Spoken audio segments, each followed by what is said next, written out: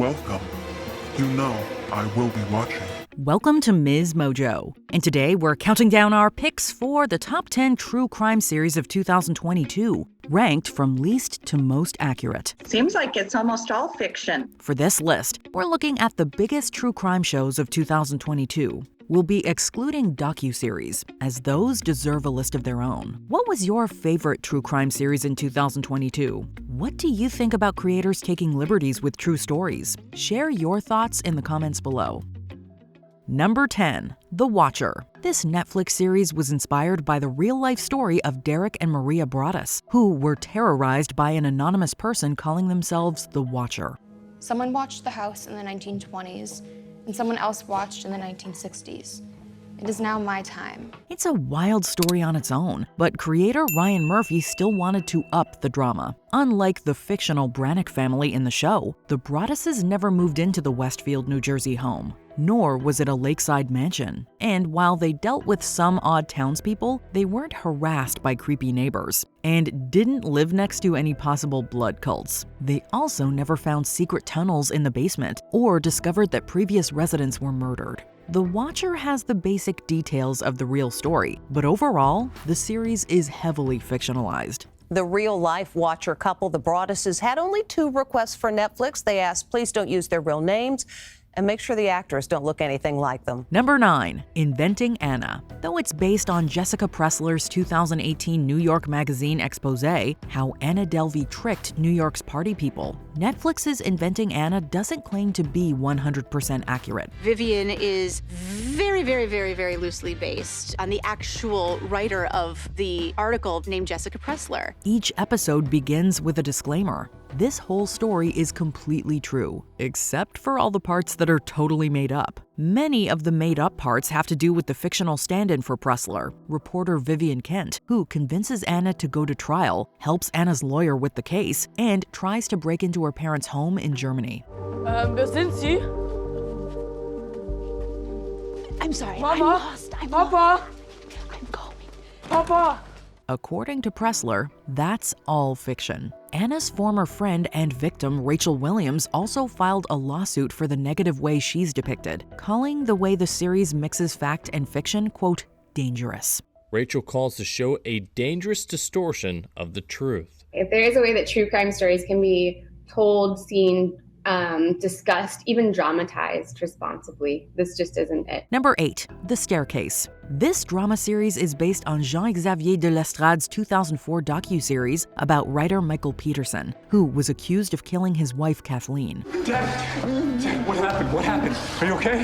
What happened to Kathleen? The Peterson family, de Lestrade and Michael Peterson's former defense attorney David Rudolph, have spoken out against series creator Antonio Campos for altering real events. It's particularly surreal when they have me doing things that I never did. According to Rudolph, the series includes fictitious moments with his client and inaccurate depictions of legal proceedings. The show also suggested that the documentary team was biased, manipulating footage in Peterson's favor. Editor Sophie Brunet has criticized the show for implying that her romantic relationship with Peterson, which began later than depicted in the drama, affected her work on the docuseries. You're here. I'm here. Yes. Wow. Number 7, Under the Banner of Heaven. Hulu's series Under the Banner of Heaven details the 1984 murders of Brenda Lafferty and her young daughter Erica, committed by her brothers-in-law Ron and Dan Lafferty. I don't think I can go back in. Gather yourself. For their sake. The brothers held extremist fundamentalist Mormon beliefs and claimed to have killed them based on a revelation from God. How about we pray on it, huh? Together. You think we should pray on it, don't you? Like the book it's based on by John Krakauer, the series received criticism from Mormon writers and historians, who objected to its negative portrayal. A lot of the show's characters are completely fictional. Former American Fork Police Chief Randy Johnson said he couldn't recognize, quote, any actual person, and that the show doesn't, quote, reflect the actual investigation. Brenda's sister Sharon Wright Weeks called the series, quote, absolute fiction, saying her sister isn't truthfully represented. Are all Idaho girls like you? Oh no, sir. The rest are sweet, soft-spoken, and properly pretty, sir. Well, you are plenty pretty. Number 6. Dahmer, Monster, the Jeffrey Dahmer story. Ryan Murphy's series about serial killer Jeffrey Dahmer sparked a lot of controversy, especially among relatives of Dahmer's victims. While it is largely accurate, creators still took some creative liberties with the details. The Milwaukee officers who returned a victim to Dahmer didn't receive an award, nor did Dahmer's grandma help save a victim. You watch your mouth, young man. You want to go up to your room, fine, but I am staying right here. But the biggest departure from real events was the character Glenda Cleveland. While she did call police on Dahmer, she didn't live next door to him, but rather in an apartment building nearby. Cleveland is an important figure in the case, but she doesn't seem to have interacted with Dahmer himself and wasn't offered a meat sandwich. I used to be a butcher. I made that just for you. The show seems to have combined her with Dahmer's real-life neighbor Pamela Bass. Number 5. The Girl from Plainville. The tragic death of Massachusetts teenager Conrad Roy made headlines in 2014 for its unprecedented circumstances. His girlfriend, Michelle Carter, was convicted of involuntary manslaughter for encouraging him via text to take his own life. Michelle? Michelle, what is it? Hulu's The Girl from Plainville mostly sticks to the facts of the case, including her obsession with Glee and struggles with blurring real life and fantasy. Since Conrad and Michelle mostly communicated in text messages, new scenes were written to show them speaking face to face. I wish you could see yourself how I see you. I don't deserve you. You do deserve me. A few names were changed in the series, like Michelle's closest friend Susie Pierce, who didn't exist in real life. However, the character is likely based on a former softball teammate of Michelle's with whom she had a similarly intense relationship that ended abruptly.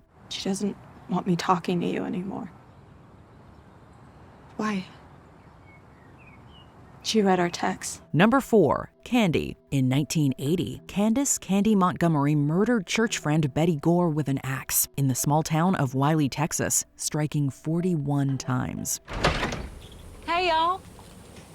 She claimed self-defense and ultimately was found not guilty. When it comes to a story like this, it can be difficult to accurately represent the truth when very few people know it themselves. In the Hulu series Candy, the story is told mostly from her point of view, showing her affair with Betty's husband and her version of events.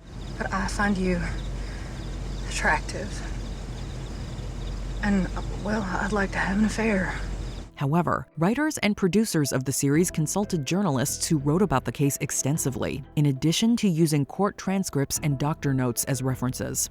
We decided we could find a particular approach that would be unique and tell our version of the story that I think is going to be different than any other version that we've had. Number 3. The Dropout. The bizarre saga of Elizabeth Holmes and her defunct company Theranos has been the subject of various media, including ABC's hit podcast The Dropout. Hulu's series of the same name dramatized all of the absurdity, including Holmes's alleged voice change and Steve Jobs-inspired wardrobe. An inspiring step forward.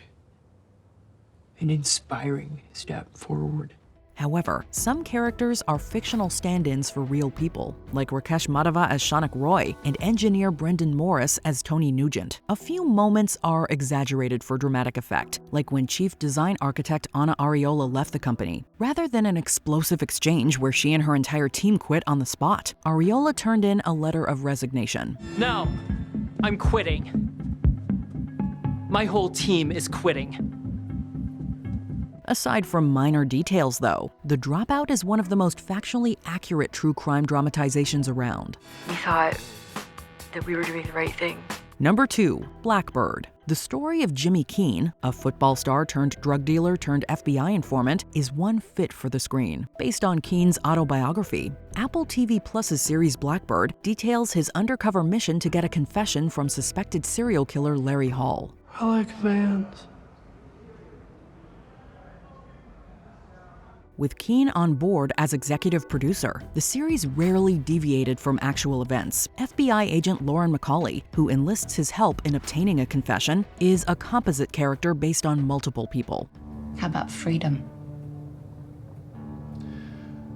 A complete commutation of your sentence. Writer Dennis Lehane gave the dramatized Keene an internal struggle to overcome as the series plays out. However, those creative adjustments never distract from the central story. Yeah, I miss October, November smells. Trees. Wet piles of leaves. Can be hard sometimes. Just pass a field around Halloween, you know? Before we continue, be sure to subscribe to our channel and ring the bell to get notified about our latest videos. You have the option to be notified for occasional videos or all of them. If you're on your phone, make sure you go into your settings and switch on notifications. Number 1. A Friend of the Family. True crime fans likely know about Netflix's 2017 documentary Abducted in Plain Sight because it is truly stranger than fiction. In 1970s Idaho, Jan Broberg was kidnapped by family friend Robert Berchtold, and 2 years later, he took her again.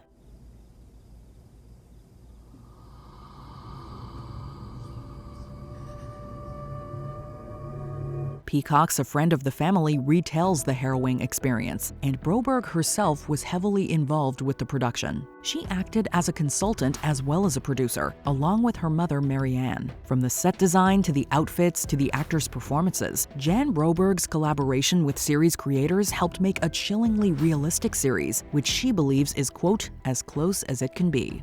Jan's collaboration made it possible to be authentic to a degree that it never would have otherwise. Do you agree with our picks? Check out this other recent clip from MsMojo, and be sure to subscribe and ring the bell to be notified about our latest videos.